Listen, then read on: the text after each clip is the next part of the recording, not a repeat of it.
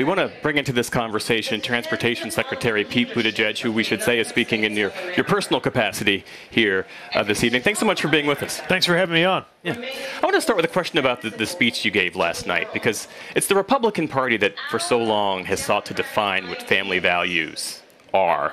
And you talked about how your life, married with 2 kids, sitting around a dinner table at night, how that has only been made possible by the work that Democrats have done. Unpack that for us and why you feel like that is a resonant argument to make. Yeah, I think it's important right now to make clear that to really be there for families means being there for all families, including families that look like my family and families that might look different. I think people in this country are really tired of politicians imposing their own vision of what your family ought to be like. And it also ties into one of the main themes that Kamala Harris has been expressing, which is that freedom is at stake.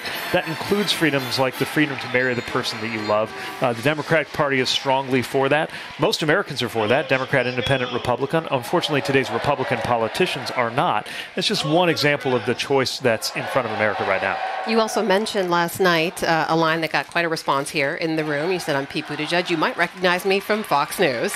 You do appear regularly there. It feels like you enjoy that sparring, making your points to people who might assume other things about the Democratic Party and your policies. But I wonder if you think this ticket, if Vice President Harris, if Governor Walz, if they should be going out on Fox News similarly. Well, each of us has different kind of tactical decisions about where we go and how we do it, but I'm proud to speak on Fox News and other conservative outlets on behalf of this campaign because I believe in this campaign. And I think it's especially important in places where certain arguments, not even arguments, just certain facts might not otherwise be aired. I'm pretty sure that a majority of Fox viewers sincerely are unaware that crime went down in this country after Donald Trump was defeated because it just wasn't reported very much on that network. I imagine most viewers of Fox News are sincerely unaware that immigrants are no more likely to commit a crime than somebody who was born here, because that's just not a fact that gets mentioned on their airwaves very often. So to the extent they're willing to invite me on there, I think it's important for me to take the opportunity to share it. You live in Michigan now. That's a must-win state for the Harris-Walz ticket. We saw a big uncommitted push in Michigan. These are folks who take issue with the U.S. approach to Israel policy. Uncommitted delegates staged to sit in here. They wanted a Palestinian American to have a speaking slot. Should that have happened? And how does the Harris-Walz ticket move forward and make sure that they can win Michigan and address some of these concerns? Well, I don't think these uncommitted delegates are saying they want Donald Trump to be president. I think what they're saying is they want their concerns to be heard. And what we've had from the Harris-Walz campaign is a commitment to engage people who are raising concerns like the anguish over the loss of life in Gaza.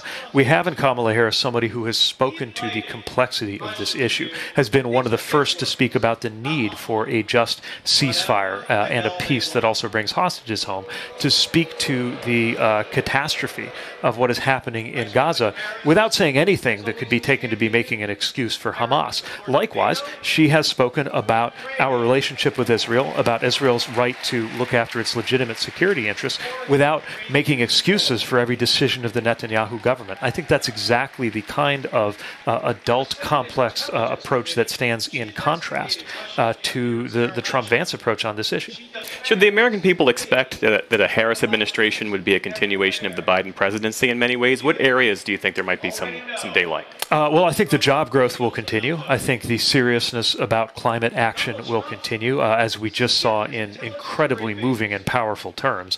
I think you will see a continued commitment to do the right thing around gun violence. But of course, she is going to have her own approach, her own priorities, her own message. She represents a different messenger. Still, I think what we felt over these last 4 days here at the Democratic National Convention is that our big tent party with, let's face it, some varied and sometimes even fractious corners has coalesced in a way that I haven't seen in recent years, with remarkable speed and remarkable solidarity around our candidate, Kamala Harris. And so I think you have a very clear direction of travel, even if she, of course, represents a distinct, separate, and new voice.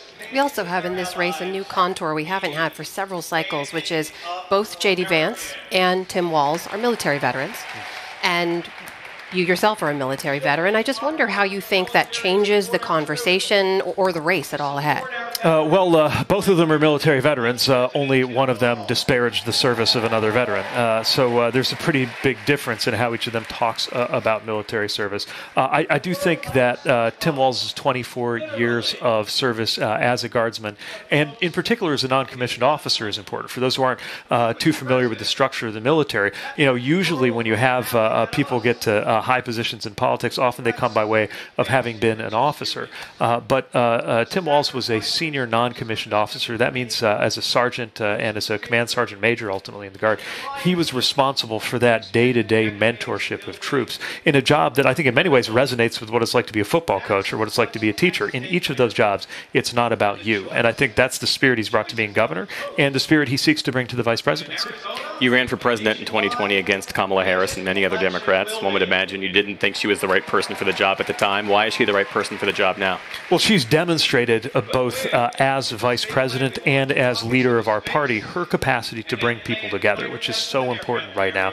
And she's offered a vision that is just more in line with what most Americans believe in. She believes that it is the wealthy who are not paying their fair share and the middle class that needs a break, not the other way around. She believes in protecting a woman's right to access abortion care, but also just as a leader. I have seen her intellect, her focus, the same qualities that made her a great prosecutor, the same qualities that made her a really formidable competitor back when she and I and 20 other people were competing for the Democratic nomination. And I think they're going to make her a great president. It really was. Yeah.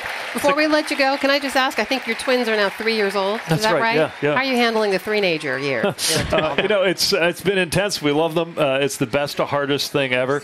But of course, they also make us think in a new way about the future. We hope and expect our twins will experience the 22nd century, and that gives us a whole different level of obligation to do everything we can, not just as political figures, but just as adults, to make sure we have a good 21st century.